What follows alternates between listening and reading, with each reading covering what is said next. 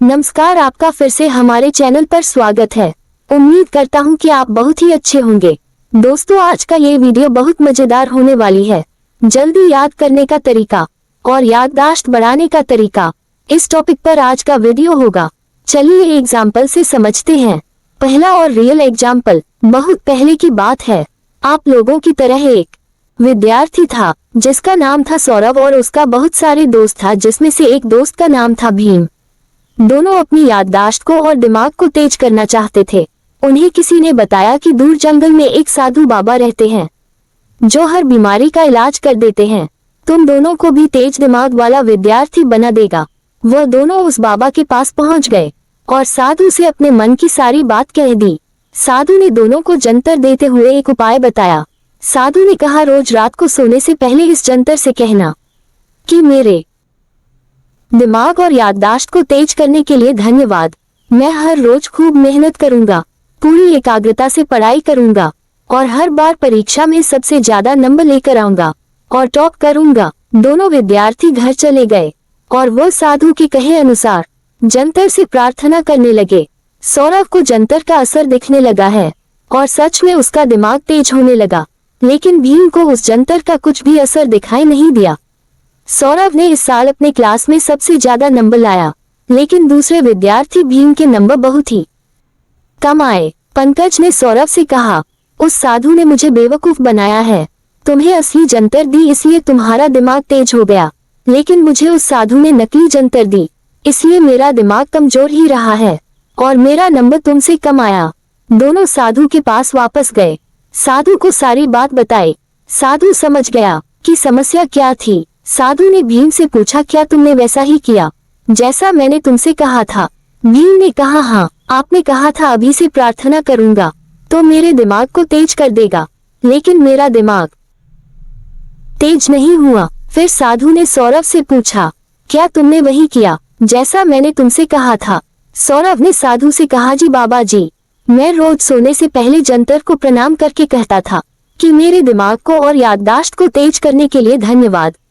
अब मैं रोज बहुत मेहनत करूंगा, पूरी एकाग्रता से पढ़ाई करूंगा और हर बार की परीक्षा में सबसे ज्यादा नंबर लेकर आऊंगा। और जब मैं सुबह उठता था तब भी मैं यही कहता था और जो मैं कहता था उससे रोज मेरा आत्मविश्वास और ज्यादा बढ़ जाता था। मुझे हर दिन एक अलग ही ऊर्जा और सकारात्मकता की अनुभूति होती थी। मुझे हर दिन लगता था कि सच में मेरा दिमाग तेज हो रहा है, जिसके कारण मैं हर दिन पूरी एकाग्रता से पढ़ाई करने लगा और मुझे पढ़ा हुआ सब कुछ याद रहने लगा। आपका जंतर ने सच में मेरे दिमाग को तेज किया है। साधु ने सौरभ को शाबाशी देते हुए भीम से कहा कि मैंने तुम दोनों को कोई जादू ताबीज या चमत्कारी ताबीज नहीं दी।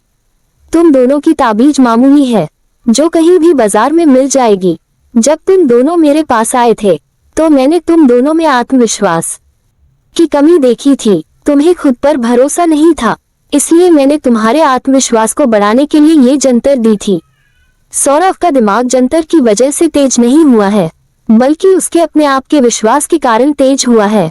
और तुम्हारा दिमाग इसलिए तेज नहीं हुआ क्योंकि तुम्हें मेरे लिए हुए इस जंतर पर भरोसा नहीं था और न ही तुम्हें खुद पर भरोसा था। हम सभी के अंदर एक ऐसी शक्ति जरूर होती है जो हमें बल, ऊर्जा, सामर्थ्य, शक्ति देता है। अगर शरीर में कोई रोग या बीमारी भी हो जाती है तो उसे ठीक करने का सामर्थ्य हमारे अंदर ही होता है। दवाएं और खाना तो इसमें सिर्फ हमारे शरीर को ठीक करने में मदद करता है। हम जिस चीज पर जैसे विश्वास करते हैं वह चीज हमारे लिए वैसे ही कार्य करता है। अगर किसी बीमार व्यक्ति को खुद पर विश्वास न हो तो बड़े से बड़ा डॉक्टर भी अपनी दवा और इलाज से ठीक नहीं कर सकता। अगर व्यक्ति को खुद पर विश्वास है तो वह कम खर्चे में, कम इलाज में, कम दवाइयों में भी जल्दी स्वस्थ हो जाता है। तुम दोनों को मैंने एक ही जंतर दिया था, लेकिन विश्वास की कमी के कारण तुम दोनों पर इसका असर अलग अलग हुआ। उस साधु ने दोनों ही विद्यार्थी को अमेरिका में घटी एक सच्ची घटना सुनाई। ये घटना आप लोगों के दिमाग को और ज्यादा खोल देगा। एक व्यक्ति को टीबी की बीमारी थी कि उसके फेफड़े बुरी तरह से बीमार थे। उसके बेटे ने अपने पिता को ठीक करने का दृढ़ संकल्प लिया। वह पश्चिमी ऑस्ट्रेलिया पर्थ में आया जहां उसके पिता रहते थे और उनसे कहा कि वह एक साधु से मिला था जो एक इलाज के लिए प्रसिद्ध यूरोप के किसी मंदिर से वापस आया था। उस साधु ने एक असली क्रॉस का टुकड़ा उसे बेचा। उसने साधु को इसके लिए $500 यानी मतलब 40,000 रुपए से ज्यादा की रकम दी थी। उसने अपने पिता से कहा कि इस अंगूठी या क्रॉस के टुकड़े को छूकर कई रोगी लोग निरोगी हो गए। ये सुनते ही उसके पिता ने ये क्रॉस का टुकड़ा अपने सीने से लगाया और प्रार्थना करते हुए सो गया। सुबह तक वह पूरी तरह से स्वस्थ हो चुका था। क्लिनिक में जाकर जब उसका टेस्ट करवाया गया तो वह पूरी तरह से स्वस्थ हो चुका था। उसका रिपोर्ट भी नॉर्मल हो चुका था। क्या वास्तव में क्रॉस का टुकड़ा चमत्कारी था? नहीं।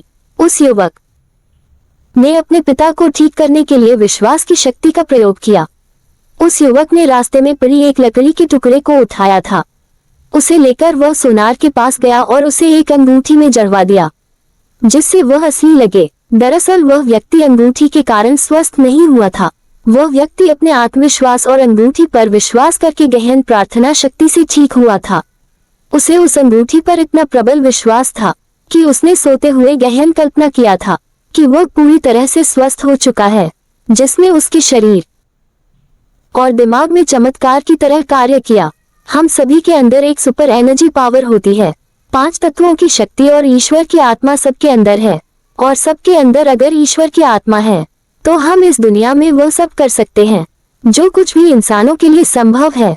हम सभी ने बचपन से ही कई कहानियां सुनी और पढ़ी है कि कैसे एक मंदबुद्धि बालक एल्बर्ट आइंस्टीन और थॉमस एडिसन ने अपने तेज बुद्धि को विकसित किया और दुनिया के महान वैज्ञानिकों में उनका नाम सबसे ऊपर आता है। जिस तरह भगवान को न मानने वाले व्यक्ति के सामने अगर भगवान खुद आ जाए तो व्यक्ति भगवान को भी नहीं पहचान सकता है, ठीक उसी प्रकार अगर किसी उपाय को किसी तरीके को विश्वास के साथ प्रैक्टिकल न किया जाए तो वह असर नहीं करता।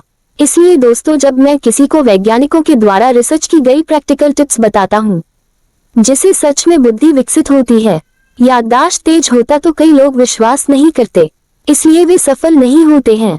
लेकिन जिन्हें विश्वास होता है वे विश्वास के साथ ईमानदारी के साथ प्रैक्टिकल करते हैं और वे सफल जरूर होते हैं। ये तो हुई विश्वास की शक्ति की बात। लेकिन अब हम बात करेंगे तुरंत याद करने के तरीकों के बारे में। शब्दों को केवल शब्द की तरह बढ़ने के बजाय उसे किसी फोटो के साथ जोड़कर या लाइफ के किसी जरूरी हिस्से के साथ जोड़कर याद करें। जो भी विषय को याद करना है उसे कहानी बनाकर पढ़िए। दोस्तों, आज के वीडियो में इतना ही। वीडियो कैसा लगा कमेंट करें। वीडियो पसंद आए तो लाइक और शेयर करें और इसी तरह की और वीडियो को देखने के लिए चैनल को सब्सक्राइब करना बिल्कुल भी ना भूलें। अपना कीमती समय देने के लिए बहुत बहुत धन्यवाद।